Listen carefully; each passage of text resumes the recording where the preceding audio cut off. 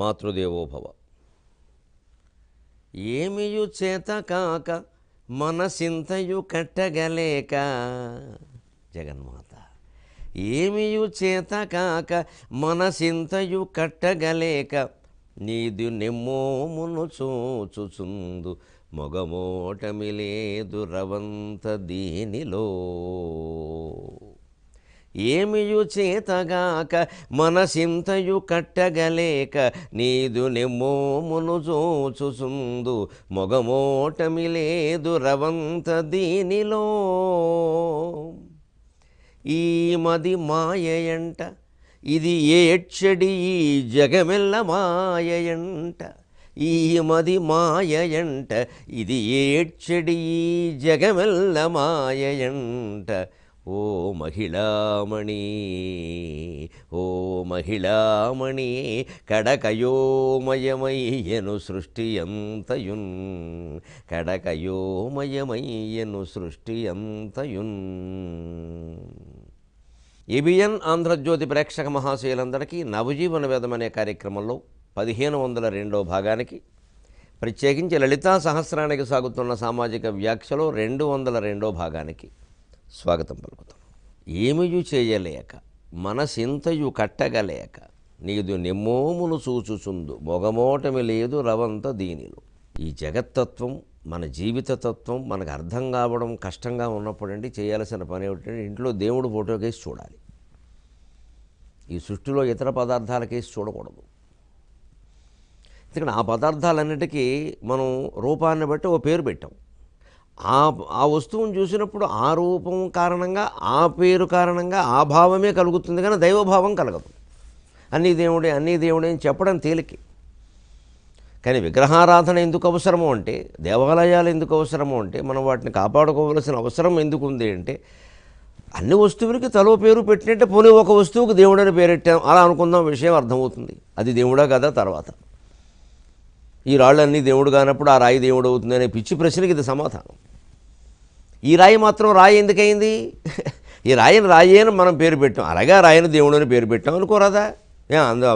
ఈ రాయి అన్ని రాళ్ళు దేవుళ్ళు కానప్పుడు ఈ రాళ్ళు దేవుళ్ళు అవుతాయనే పిచ్చి ప్రశ్న వేసే సన్నాసులు ఆలోచించవలసింది ఏమిటంటే, అందరూ పుత్రులే అయినప్పుడు వీళ్ళ అబ్బాయినే పుత్రుడని ఎందుకు అంటున్నాడండి ఈయన? అందరూ అబ్బాయిలే కదా.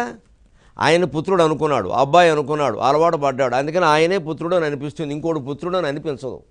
అదే వయస్సు ఉన్న కుర్రాన్ని చూసినా సరే. అదే పునః లేదండి మా ఇంట్లో పుట్టాడైనా అని అంటే, మా ఇంట్లో పుట్టగానే ఆసుపత్రిలోనే మాయం చేసేసి ఈ పుత్రుడిని ఇంకో చోట పెంచేసి ఇంకో పుత్రుడిని ఎక్కడ పెడితే ఈయన అదే అని కూడా అదేనా అలవాటే. అంచేది ఇంతమంది కుమారులు లోకంలో ఉన్నప్పటికీ ఒక వ్యక్తిని ప్రత్యేకించి మన కుమారుడు అంటున్నట్టే, ఇన్ని రకాల శిలలు శిల్పాలు లోకంలో ఉన్నప్పటికీ ప్రత్యేకించి కొన్ని శిలలను శిల్పాలని దేవుడు అంటాం, అదే దేవుడు, మిగిలినవి కాదు. అంతే సమాధానం. ఏదైనా అనుకోవడమే. అందుకే మనం ఏం చేయాలంటే, ఎక్కడైనా అయోమయ భావన దుఃఖ భావన కలిగినప్పుడు తప్పనిసరిగా ఇంట్లో మనకు పూజా మందిరాలు ఉన్నాయి.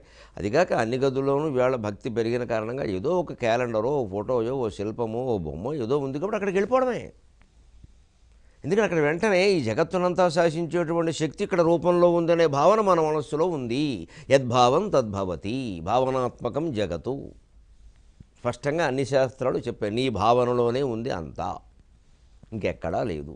ఆ విగ్రహంలో మహిమ కూడా మన భావంలోంచే వస్తుంది. మనం తీవ్రమైనటువంటి విశ్వాసంతో ఆరాధన చేస్తే ఆ మహిమ నిజమవుతుంది. ఆ తీవ్రమైన విశ్వాసము శ్రద్ధ లేకపోతే అది నిజం కాదు. అంచేది మహిమలు మాయలు ఏవైనా ఉన్నా అవి మనస్సులోనే ఉంటాయి, విగ్రహాల్లో కాదు, ఇంకో చోట కాదు. అంచేది బంగారు విగ్రహమా, వెండి విగ్రహమా, ఫోటోయా, క్యాలెండరా, మట్టి బొమ్మ, అది అనవసరమైన విషయం. అది అన్నీ ఒకే స్వరూపం. అక్కడికి వెళ్ళి మనం ఆలోచించాల్సింది ఏమిటిది మనస్సును కట్టుకోలేకపోతున్నానమ్మా, నిగ్రహించలేకపోతున్నాను, అన్నిటికీ మనోక్షయో మోక్షయేవా అని స్పష్టంగా చెబుతున్నారు. ఆ మనస్సునే ఆపలేకపోతున్నాను. అసలు ప్రయత్నం ప్రత్యేకించి చేయడం వల్ల ఇది కుదరడం లేదా, లేదు ప్రయత్నం సరిపోవడం లేదా, ఏమీ తెలియక అయోమయమైనప్పుడు ఏం చేస్తాం మనం? నీదు నెమ్మోమును చూచుచుందు మొగమోటమి లేదు రవంత దీనిలో. ఒప్పుకోవడానికి ఎప్పుడూ మొహమాట పడకూడదండి. మానవుల దగ్గర ఏదైనా చేసిన తప్పు ఒప్పుకోవాలంటే మనకు మొహమాటంగా ఉండొచ్చు. దేవుడి దగ్గర ఒప్పుకుందుకు మొహమాటమే ఉందండి. అక్కడైనా ఒప్పుకోలేకపోతే ఈ అహంకారాన్ని ఎప్పటికీ పోగొట్టుకోలేము. కనీసం నిజమేనమ్మా, ఇంతమందిలో నేను ఏదో ఘోరమో నేరమో చేశానని అంటున్నారు, నేను ఒప్పుకోలేనమ్మా, నీ దగ్గర ఒప్పుకుంటానంటే అమ్మవారు క్షమిస్తుంది. పెద్ద విషయం కాదు అది. కానీ అక్కడైనా ఒప్పుకునే ఇది ఉండాలి కదా. అక్కడ కూడా బోకాయించిస్తే ఇతరుడు ఎరుగకున్న ఈశ్వరుడు ఎరుగడా అని అక్కడ పనికిరాదు. అందుకని నీదు నిమ్మోమును చూచుచుందు మొగమోటమి లేదు రవంత దీనులు. ఎందుకయ్యా అంత యాతన పడుతున్నావు అంటే ఈ మది మాయేయంట, ఇది ఏడ్చడి ఈ జగమెల్ల మాయేయంట, ఈ మనస్సే ఒక మాయట. అది ఇది మళ్ళీ దీంట్లోంచి పుట్టే కోరికలు ఏవో వాటి ఫలాలు సాఫల్యాలు వైఫల్యాలు అన్నీ మాయట. సర్వే క్షయాంతే నిచయా పతనాంతా సముచ్ఛ్రయా సంయోగా విప్రయోగాంత మరణాంతం చ జీవితం. ఎంత సంపాదించినా పోతుందిట, పేరు సహా డబ్బు సహా. పతనాంతా సముచ్ఛ్రయ, ఎంత ఉన్నత స్థితిలోకి ఎదిగినా పడిపోవడం ఖాయం. ఇప్పుడు అప్పుడు తప్పదు. అది ఒకవేళ అంతా ఉన్నత స్థితిలోనే ఉండగా శరీర అవయవాలు పనిచేయట్లేదు అంటే మన ఉన్నత స్థితిని మనం కోల్పోయినట్టే. మన మహోన్నత స్థితి ఏదో మనం అనుకుంటామే, పెద్ద నాయకుడో గాయకుడో కథానాయకుడో అనుకుంటాం, అవన్నీ మన మనస్సులోనే ఉంటాయి, ఇంకెక్కడా లేవు. ఎవరో అనరు మన ఇంటికి వచ్చి, ఆయన ముసలాయన అయిపోయాడంటే ఇంట్లోంచి కదలట్లేదు అంటారు. ఇంకెవరు రారు. ఇంక వస్తే వైద్యులు వస్తారు, అభిమానులు రారు, ఇంకా కీర్తించేవాళ్ళు ఎవరు రారు. ఆయనతో పని అయిపోయింది. ఇంకా అంచేది నేను ఇదివరకు ఇంత చేశా అంత చేశా, నేను ఎంత గొప్పవాడిని, నేను ఈయన మనోభావన వల్ల ఈయన సంతృప్తి చెందాలి, కానీ అక్కడేమీ లేదు విషయం. అది ఇదివరకు నేను బయటకు వెళితే బ్రహ్మరథం పట్టేవారు, ఇప్పుడు ఏమీ లేదు. బ్రహ్మరథం ఎక్కడ, ఉగ్రరథం సిద్ధంగా ఉంది. ఉగ్రరథం అంటే పాడే సిద్ధంగా ఉంది. ఇక్కడ బ్రహ్మరథం పోనైపోయింది, ఉగ్రరథం మిగిలింది.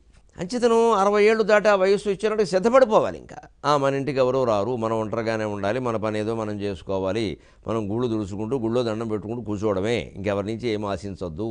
మన నుంచి ఆశించేవాళ్ళు కూడా చేయగలిగింది ఏదో చేద్దాం, లేనిది వీలు కాదని చెప్పేద్దాం, ఇంకా అనవసర భారాలు నెత్తి మీద పెట్టుకోవద్దు అని నిర్ణయించుకున్న వ్యక్తి ఏకాంతంగా ఆ తపస్సుకి ఆ ధ్యానానికి ప్రాధాన్యం ఇవ్వాలి.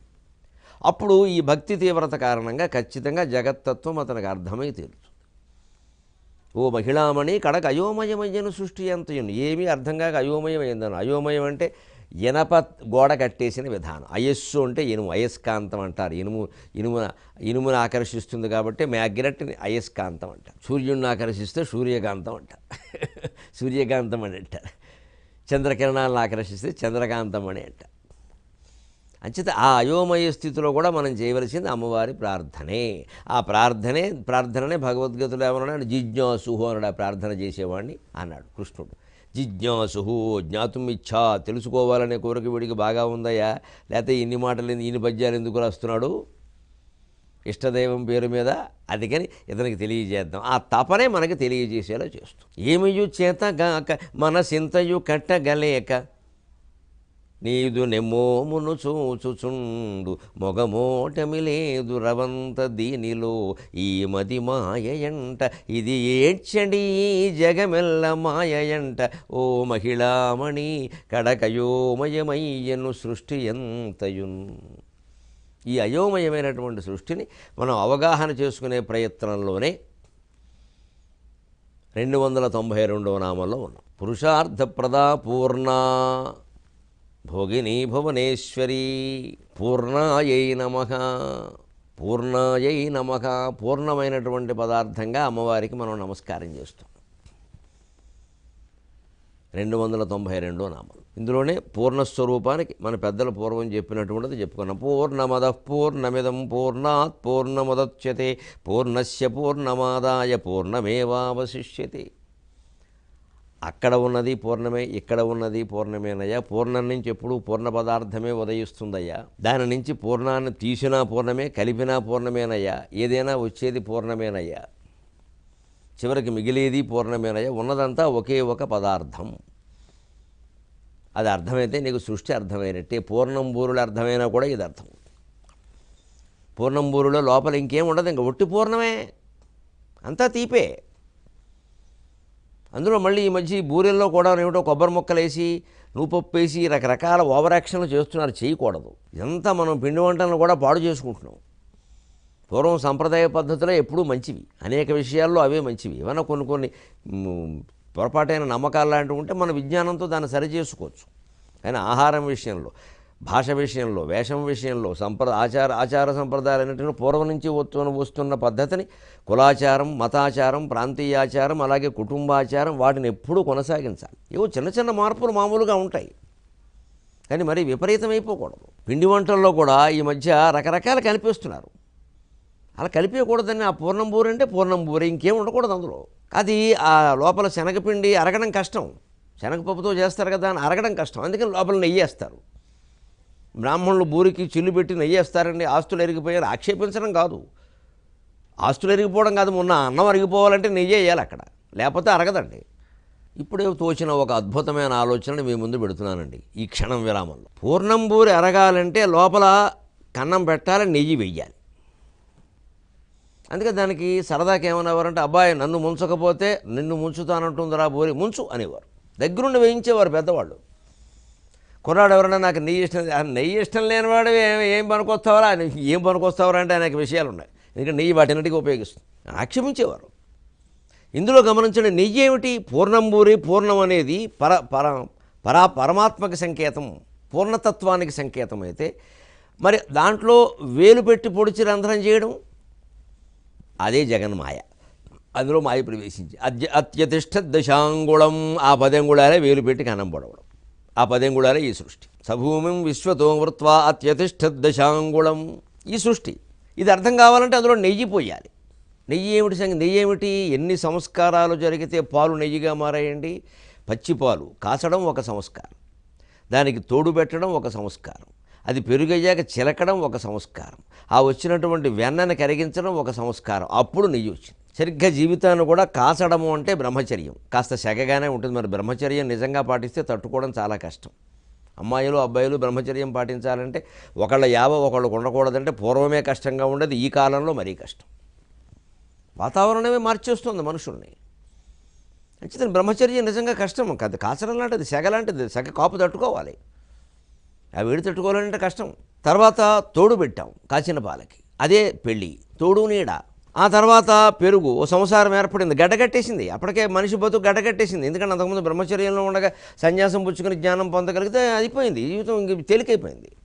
దానికేం బరువులు బాధ్యతలు ఏం లేవు. చేస్తే చేస్తాడు, లేత లేదు. సత్రం భోజనం మఠం నిద్ర అన్నారు. ఎక్కడో తింటాడు, ఎక్కడో పడుకుంటాడు, ఏముంది దీనికి బ్రహ్మచారికి?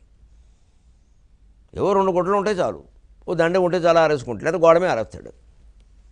మళ్ళీ సంసారం ఏర్పడ్డాక ఓ ఇంటివాడు అయ్యాడు, ఓ ఇల్లు కూడా పెట్టుకోవాలి. ఇల్లు పెట్టుకున్నాక గోడలు రంగులు ఎన్ని గొడవలు, ఇక అక్కడి నుంచి పిల్లలు. అంటే ఇది గడ్డగడ్డం అంటే ఇదే.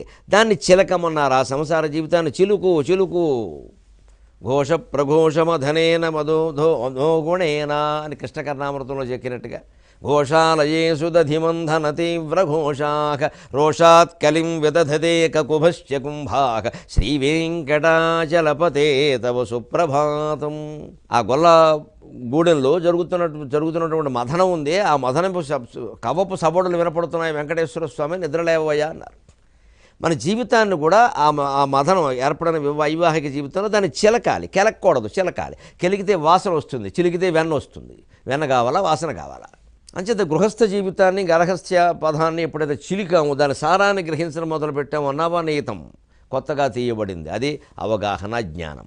అది కృష్ణుడికి ఇష్టం. అంటే ఆ ఆత్మీయమైన అవగాహన, జ్ఞానము ఇష్టమని కానీ ఊరికి విజయ డైరీ వారిది, విశాఖ డైరీ వారిది వెన్న ఇష్టమని కాదు అక్కడ. అది బట్టికెళ్ళి నైవేద్యం పెట్టేసి గొప్పలు చెప్పకూడదు ఇక్కడ.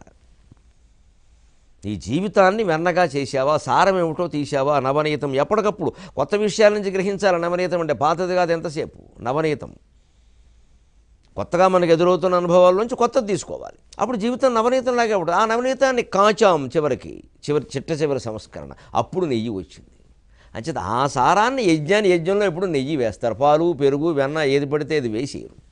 పూర్వం వేసేవారు కదా, ఇప్పుడు బాగా అతి తయారైంది. అడ్డమైన పదార్థాలు పట్టుకెళ్ళి యజ్ఞంలో బారేస్తున్నారు. వేయకూడదు అలాగే. ఆ మంట కూడా మండదు. ముందు ప్రయోజనాలు పక్కనట్టండి, మంట కూడా ఆరిపోతుంది. పాలు, పెరుగు ఇష్టం వచ్చినవన్నీ పోసేస్తే, వంకాయ కూరలో, సాంబార్లోను అందులో మండేవే పోయాలి. చెప్పారు పూర్వం ఏం చేయాలి. అబ్బాయి అన్నిటికీ మన ఆలోచనలన్నీ అతి అంతా జోడించారు. ఇక్కడ నెయ్యే వెయ్యాలి. ఆద్యం అంతే లెక్క. దాన్ని ఏదో ఒక స్వాహ ఇంద్రాయ స్వాహ ఇంద్రాయ దన్నమమ అగ్నయే స్వాహ అగ్నయ దన్నమమ, అలాగే విష్ణవే స్వాహ విష్ణవ యదన్నమమ అని అలా వెయ్యాలి. సరిగ్గా లెక్కగా వెయ్యాలి.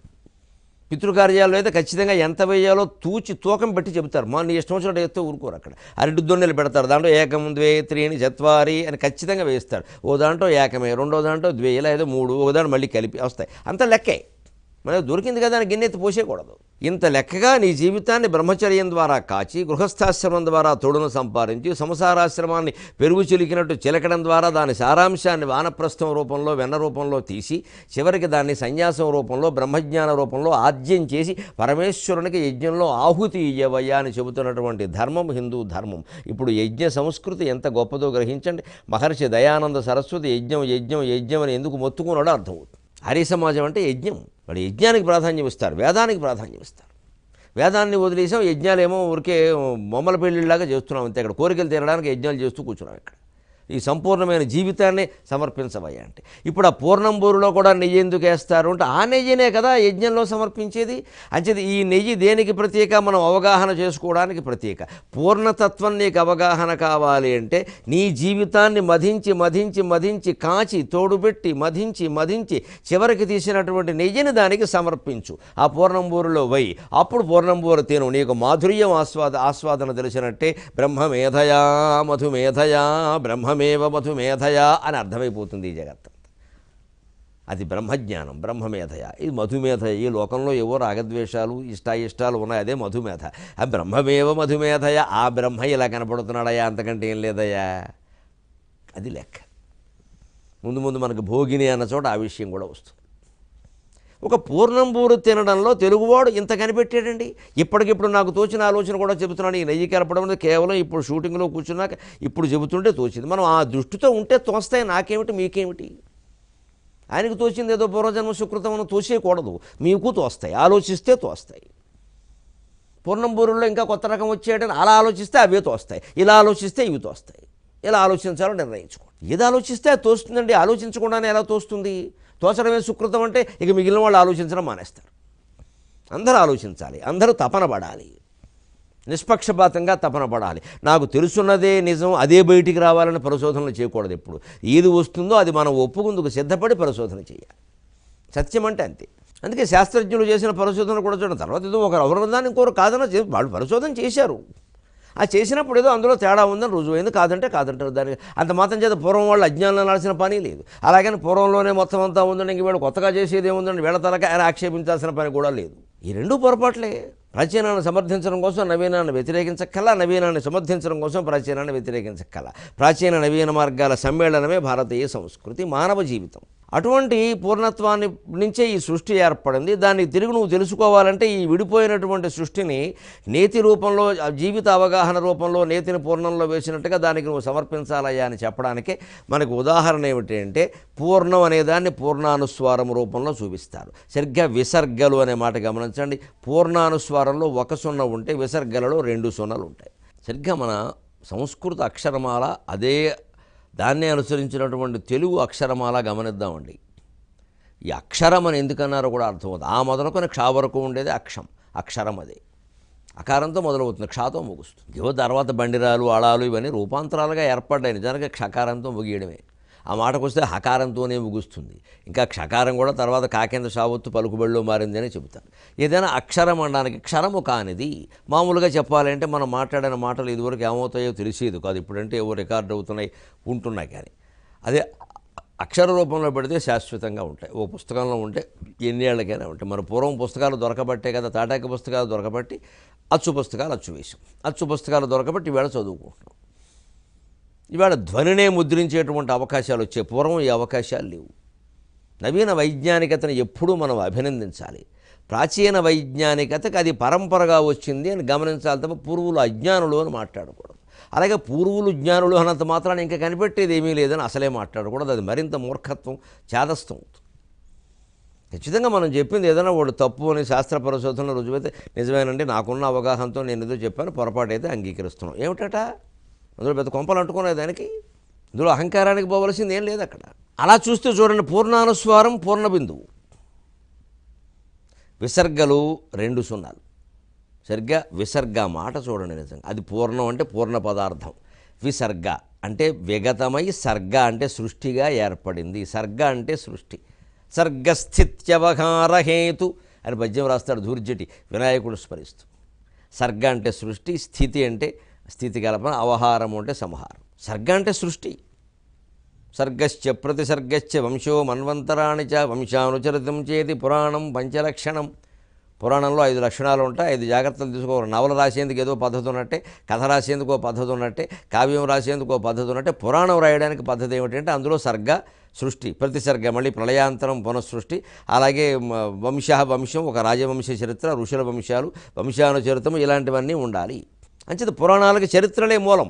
కానీ ఆ చారిత్రక మూలమైనటువంటి కథను చాలా తీర్చిదిద్దుతారు తత్వోపదేశం కోసం. తీర్చిదిద్దిన కథ మొత్తం అలాగే జరిగిందని కూడా అజ్ఞానం. కానీ అసలు చరిత్ర కథ పుక్కిటి పురాణం అనడం అంతకంటే అజ్ఞానం. ఒక జరిగిన సంఘటనని ఒక నవలగా రాసేటప్పుడు, ఒక కథగా రాసేటప్పుడు రచయిత చేసేటువంటి మార్పులు చేర్పులు చూస్తే ఈ పురాణ సృష్టి మొత్తం అర్థమవుతుంది. అప్పుడు మనం పురాణాలను వ్యతిరేకించాల్సిన అవసరం లేదు. ఓహో ఇంక దాన్ని పట్టుకుని వేలాడాల్సిన పని లేదు. అదే సరిగ్గా ఆ వంశానుచరితం అనంటే పురాణం లెక్క. అలాగే మీకు విసర్గ అన్నాడు. సర్గ అంటే సృష్టి, విసర్గ అంటే పరమాత్మ నుంచి విగతమై విడిపోయి సర్గగా సృష్టి ఏర్పడింది. అందుకే 1 సున్నా 2 సున్నాలు అయింది. అంచేది 2 సున్నాలు సమానంగా ఉంటాయి. మీరు జీవించండి, విసర్గలు పెట్టినప్పుడు ఒకటి పెద్దది ఒకటి చిన్నది ఉండదండి, 2 సమానంగా ఉంటాయి. జీవుడు దేవుడు సమానమే. జీవుడు పరిమితం, దేవుడు అపరిమితం, ఇవన్నీ మనం సృష్టించుకున్న విషయాలు. తాను పరిమితమైన తను అనుకుంటున్నంతకాలం పరిమితమే అవుతాడు ఎవడన్నా. నాకేం తెలియదు, నాకేమీ రాదు, మా ఇంట్లో కూడా ఎవరికి ఏమీ రాదు, ఏమిటో మా వంశంలో అందరం ఇలాగే ఉన్నాం అని ఒకడు ఏడుస్తూ ఉంటే ఓ సన్నాసి అలాగే ఏడుస్తాడు. అంటే జీవుడిని ఏ సిద్ధాంతం పేరు మీద కూడా అల్పజ్ఞుణ్ణి చేసి మాట్లాడవద్దు. జీవుడు కేవలం ఆభాస, ఉన్నది దేవుడే. జీవుడు అల్పజ్ఞుడనే భ్రమలో ఉన్నాడు. అతను సర్వజ్ఞుడనే విషయాన్ని అతనికి తెలియజేయాలి. సర్వజ్ఞుని యొక్క అంశాన్ని మనమే చెబుతూ ఒక సర్వజ్ఞుని అంశ అల్పజ్ఞత అవుతుందా? అందులోంచి ఏమన్నా ఒక పావలా 10 పైసలు వచ్చిందని ఏమైనా నిరూపించగలరా? ఒక పావలా వచ్చిందని అనుకుందాం, మిగిలిన ఆయన 30 ఆవిడ, ఆయన అపరిపూర్ణుడు కదా, పరిపూర్ణుడు ఎలా అవుతాడు? అర్థం లేని సిద్ధాంతాలు పుట్టించారు. జీవుడు దేవుడు ప్రకృతి అన్నీ 3 ఉన్నాయి, 6 ఉన్నాయి, 36 లేవు, ఒకటే ఉన్నది. అద్వైతం ఒకటే సిద్ధాంతం. శాస్త్రీయంగా నిలబడేవి వాదనలేవి, అద్వైతం ఒకటే నిలబడుతుంది. అంచేది విసర్గలు 2 సున్నాలు ఖచ్చితంగా. జీవుడు దేవుడు ఇద్దరు సమానమే. అంతేకాదు జీవుడు దేవుడికి మధ్యలో ఉన్న దేవుడు చూడండి, 2 సున్నాలకు మధ్యలో ఏముంది? శూన్యం, ఏమీ లేదు, మాయ, జగన్మాయ, బ్రహ్మసత్యం జగన్మిథ్య తీసేయి, 2 సున్నాలు కలిపి. అందుకే విసర్గలు ఉచ్చరించినప్పుడు మీరు చూడండి, రామహ అంటే విసర్గలు పెడతారు. ఉచ్చరించినప్పుడు ఏం ఉచ్చరిస్తున్నారు? హకారం ఉచ్చరిస్తున్నారు. ఎక్కడిది హకారం? అక్షరమాలలోది. అక్షరమాలలో హకారం ఉండగా మళ్ళీ విసర్గలు ఎక్కడి నుంచి వచ్చాయి? ఆలోచించండి. రామహ అంటే విసర్గలు ఎందుకు రాస్తారంటే హకారం రాయండి. ఎందుకు రాయట్లేదు? ఆ విసర్గలే ఇలా, మరి ఆ విసర్గలు ఉండేవి కావు, అటు ఓష్మాలు పోతాయి, లోపల పోతాయి, ఊత్తే పోయేవి ఓష్మాలు. అంచేత ఈ భేదం అనేది, జీవదేవ భేదం అనేది ఉంది, ఊత్తే పోతుంది, ఉదయ్. అప్పుడు విసర్గలు పూర్ణానుస్వారంగానే మిగులుతాయి. అంచేది విడిపోయి సృష్టి ఏర్పడింది, దీన్ని కల్పిస్తే అయిపోయింది. అందుకే ఈ పూర్ణానుస్వరాన్ని మనం ఏదో 0 అంటాం కానీ సంస్కృతంలో దాన్ని బిందువు అంటారు. పూర్ణ బిందువు, అర్ధ బిందువు, విసర్గలు అంటారు. బిందువు అనే అర్థానికి విచిత్రమైన అర్థం ఉంది. 0 వేరు, బిందువు వేరు. గమనిస్తే 0 అంటే ఇలా గీత గీసి వర్తులాకారంలో ఉండి మధ్యలో ఖాళీ ఉంటుంది. బిందువు అంటే మీకు చుక్కను కూడా బిందువు అంటారు, నీటి బిందువును కూడా బిందువు అంటారు, మంచు బిందువును కూడా బిందువు అంటారు, పాల చుక్కను కూడా బిందువు అంటారు, తేనె చుక్కను కూడా బిందువు అంటారు. మరి తేనె చుక్కలో శూన్యం ఎక్కడుందండి? తేనె ఉందిగా. పాల చుక్కలో శూన్యం ఎక్కడుందండి? పాలు ఉన్నాయిగా. నీటి చుక్కలో నీరు ఉందిగా. మరి ఒట్టి 0 చుట్టేసి బిందువు అంటారేంటి? మరి ఒట్టి 0 కూడా బిందువు అని అంటారు. అందులో ఏముంది ఏం లేదనే విషయం నువ్వు జిజ్ఞాసుత్వంతో అర్థం చేసుకుంటే తప్ప తెలియదు. అందులో అన్నీ ఉన్నాయి, అవసరమైనప్పుడు వ్యక్తమవుతాయి. అది మూల ప్రకృతి. మూల ప్రకృతికి అవ్యక్త, అది సాధారణంగా వ్యక్తం కాదు, కానీ వ్యక్త అవ్యక్త స్వరూపిణి. వ్యక్తమయ్యేది ఆవిడే, అవ్యక్తంగా ఉండేది ఆవిడే. అంచేత పూర్ణం అనే పదార్థంలో నువ్వు లోపల ఏమీ లేదనుకుంటే లేదు, ఉందనుకుంటే ఉంది, నువ్వు బయటపడాలనుకుంటే బయటపడుతుంది. ఆ బయటపడిందే సృష్టి. బయటపడింది కేవలం కనిపిస్తోంది తప్ప నిజంగా బయట లేదు, అది దానిలోనే ఉంది. ఇది ఈ అవగాహన కలిగించుకోవడమే పూర్ణత్వ సిద్ధి. అంటే ఏం చేయాలి? ఈ మనిషి కూర్చుని, మగవాడైనా ఆడదైనా ఎవరైనా సరే కూర్చుని, ఏమిటి అసలు ఈ పూర్ణత్వం ఏమిటి, నేను ఎక్కడ విడిపోయాను, నేను మళ్ళీ అందులో ఎలా కలుస్తాను అని ఆలోచన చేయాలి. ఆ అవగాహన చేసి తెలుసుకుని పూర్ణత్వ సిద్ధి పొందడం ఎలాగో 23.5 గంటల్లో మనం ప్రయత్నం చేద్దాం. అంతవరకు హైందవ ఆచార సంప్రదాయాల పట్ల అధిక గౌరవ భావంతో నిలబడదాం.